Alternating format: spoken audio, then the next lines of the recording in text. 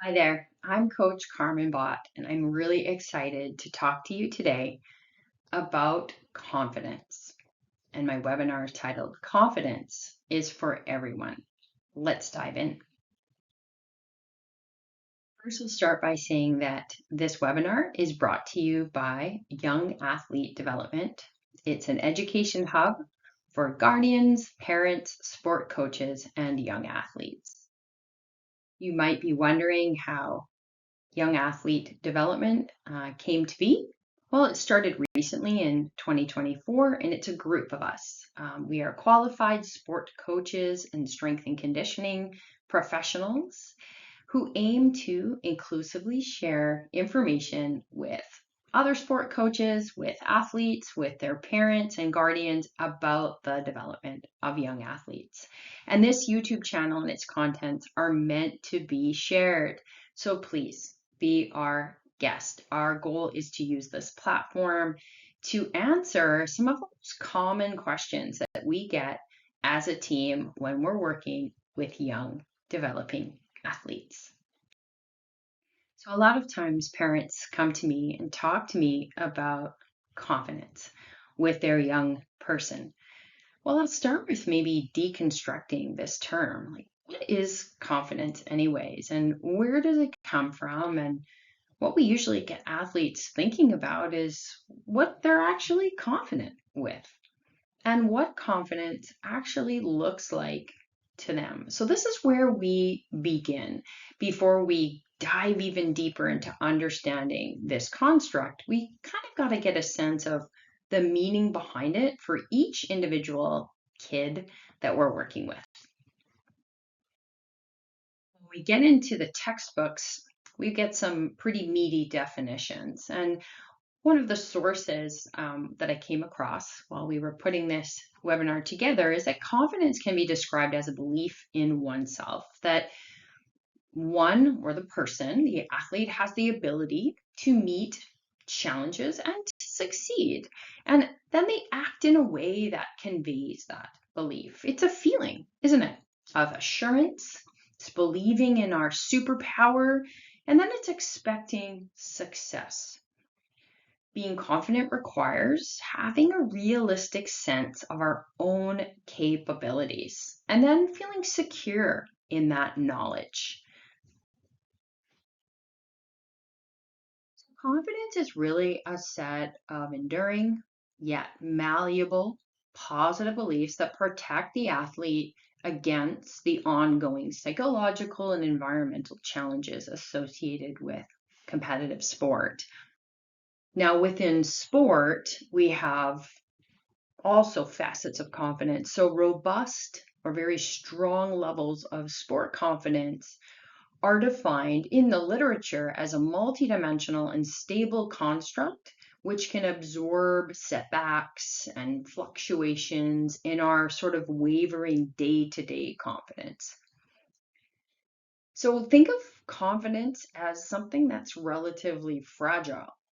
However, the wider the range of sources of confidence and the more things that an athlete is confident about, the more robust that confidence is going to be. So one of the goals with today's webinar is to start thinking about how we can try and create a broad base of confidence. So that way, if one element of your game gets sort of ruffled or knocked down, that you've got this excellent base to draw upon and your house of cards isn't going to collapse. Now, before I get into this image here, I'll tell you that confidence isn't something that's innate, meaning that we don't just have it. And it's also something that's not fixed. Something that would be fixed would be the shape of your eyes, okay? You can't really change that without some weird surgery. Confidence, on the other hand, is malleable. It's something that we can shape, and that's actually really, really good news. So it's an ability that can be acquired, and then it can also be worked on. It can be improved over time.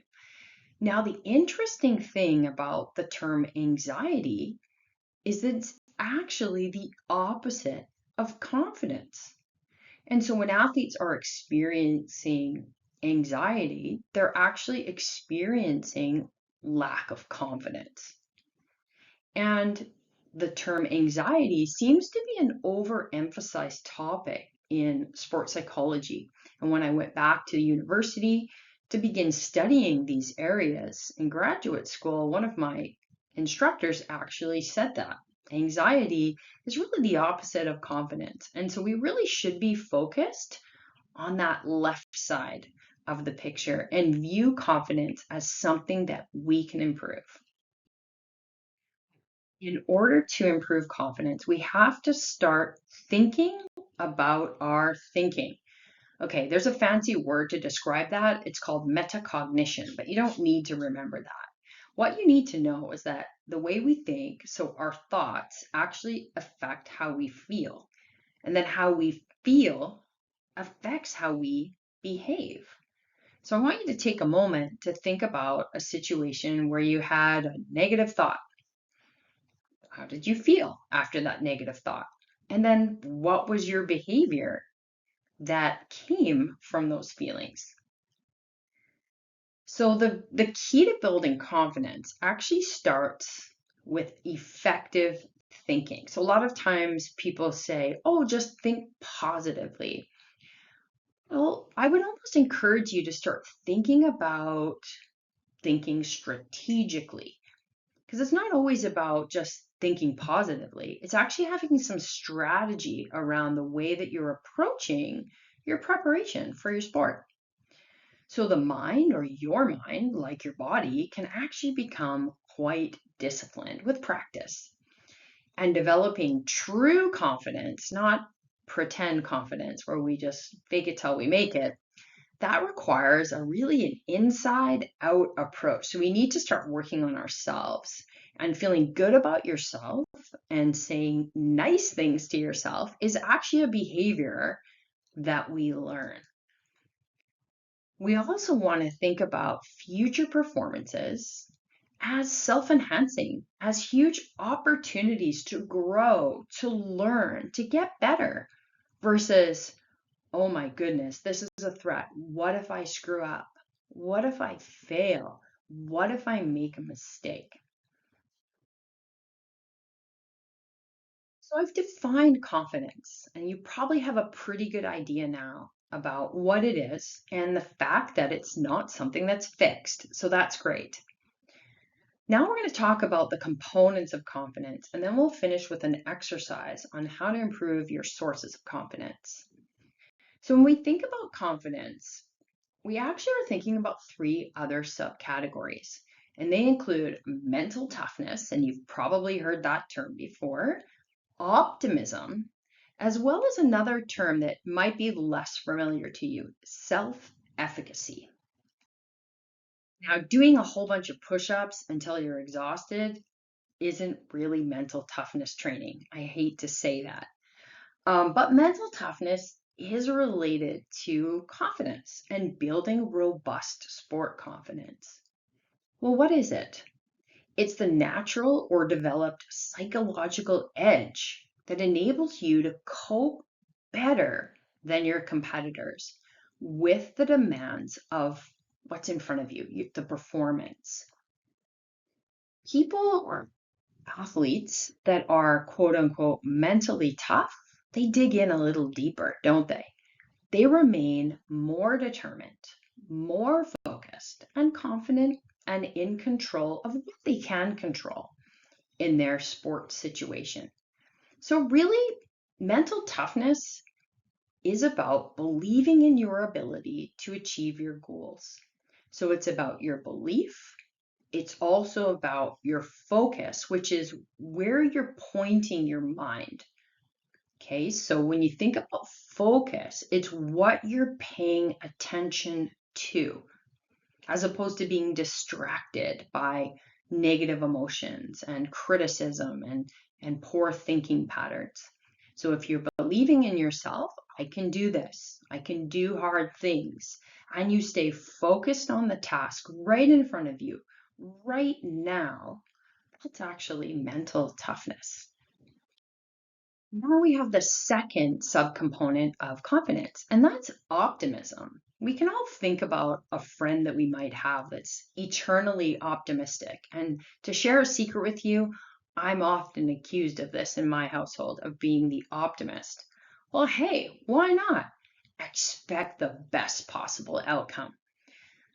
Someone that's optimistic actually focuses on the hope in all situations, and that's important. It's part of being a confident athlete.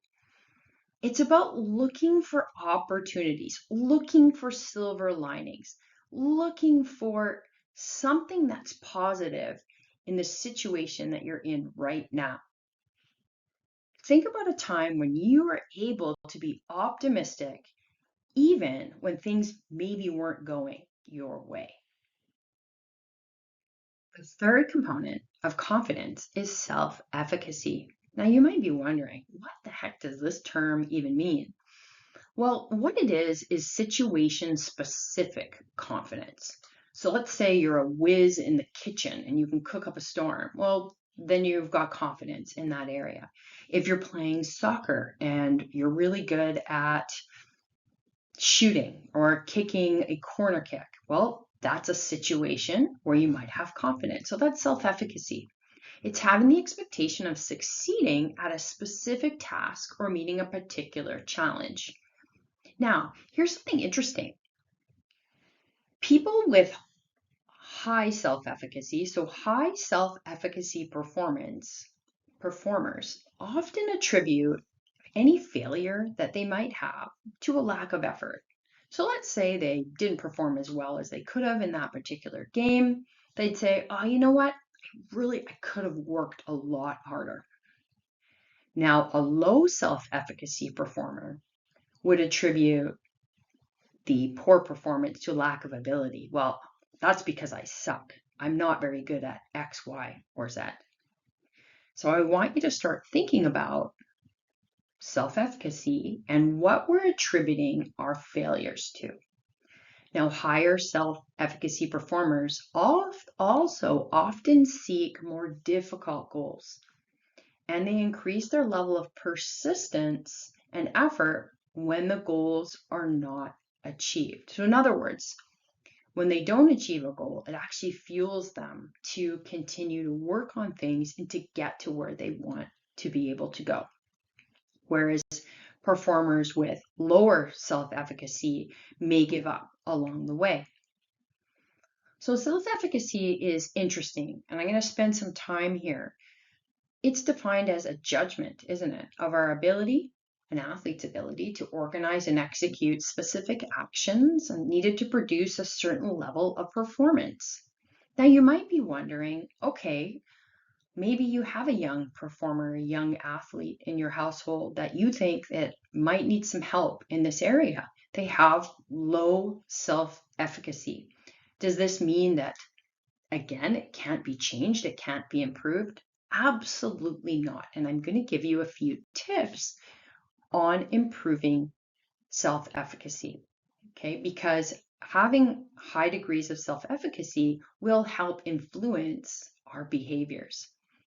So sources of improving self-efficacy include an active mastery experience. What does that mean? Well, it means practice. It means preparation, and it means practicing within a context where it's challenging, but there's success within that challenge. Another way to build self-efficacy is through vicarious experiences, which is when a young performer actually starts to believe in themselves by watching other people the same age, maybe the same gender, performing a similar skill and say, hey, if they can do that, maybe I can do that as well.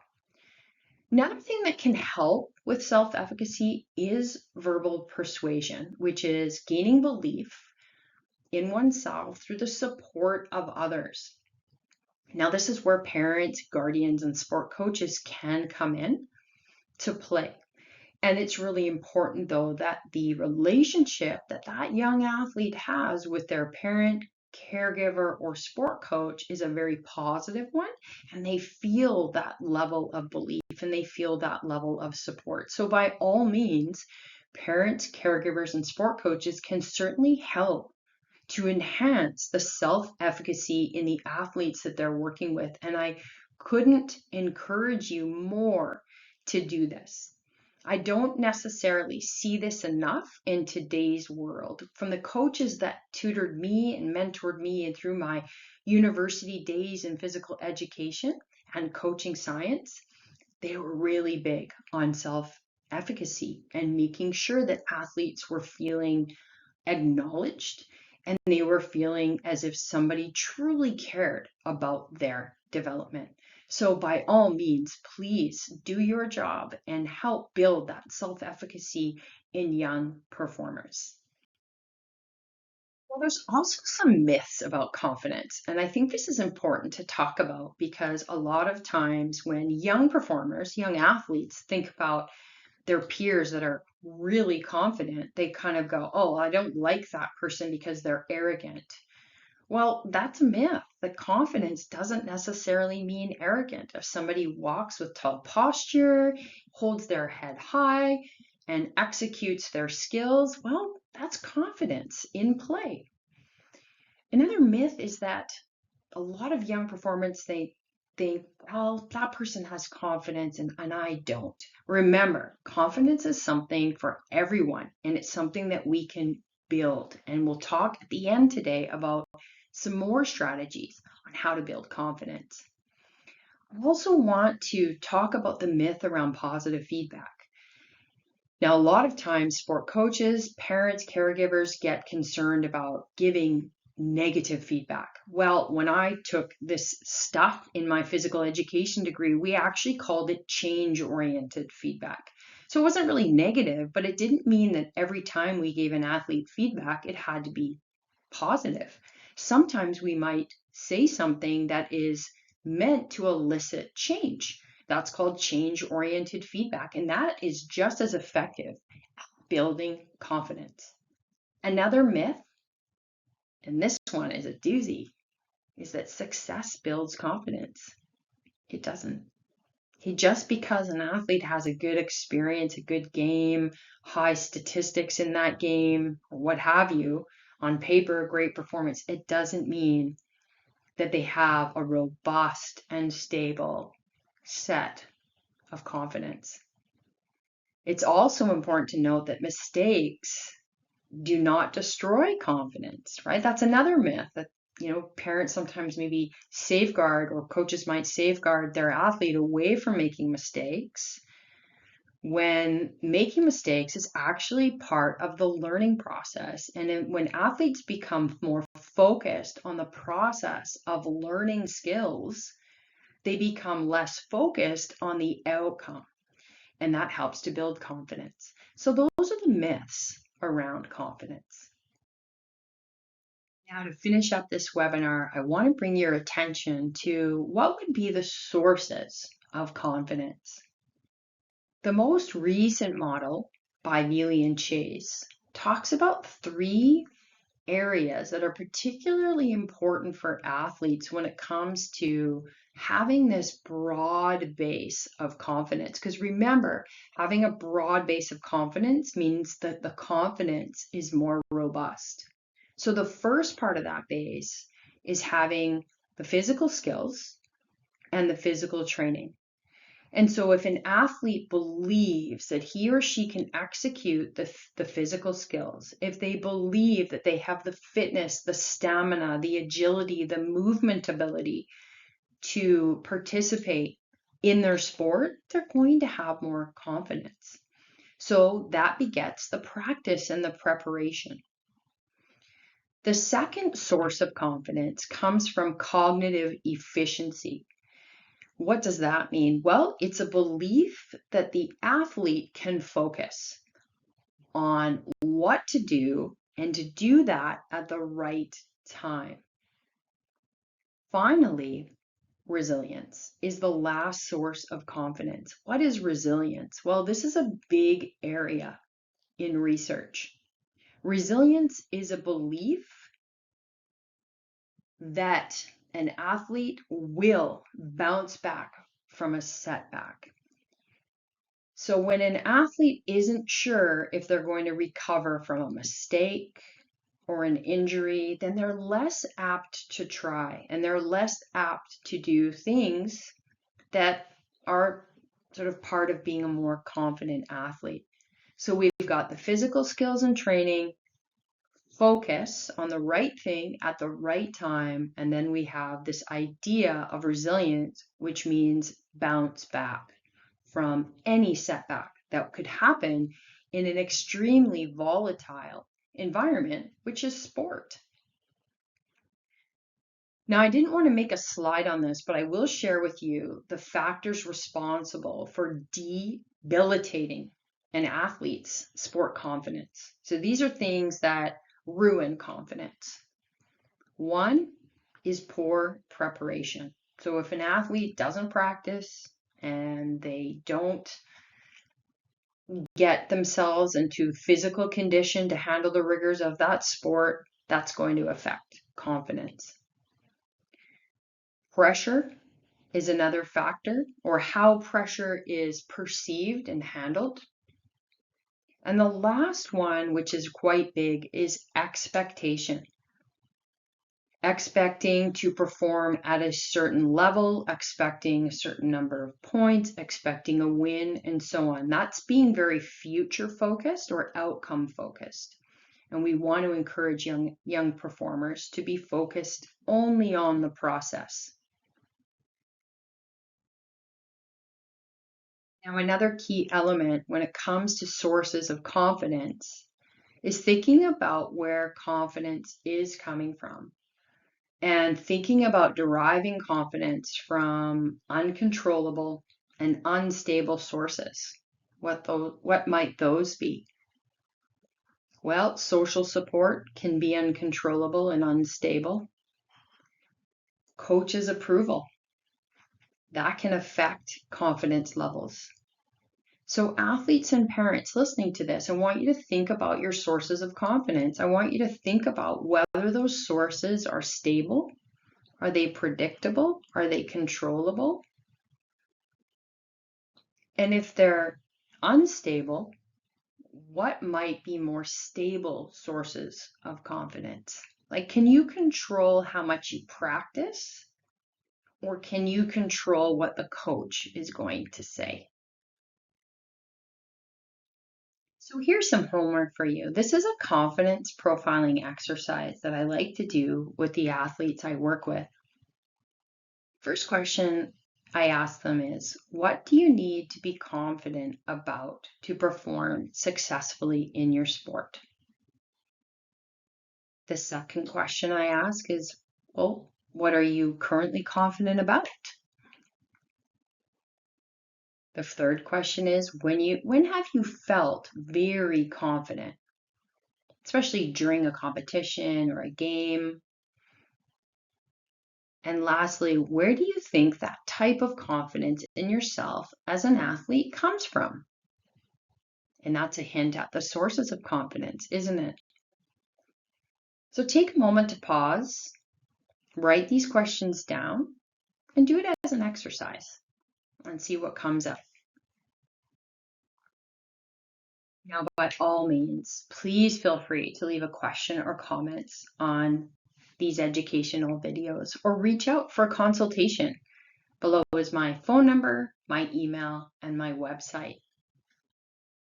And I'd like to thank you from the team at Young Athlete Development for tuning in today. Hope you found it useful.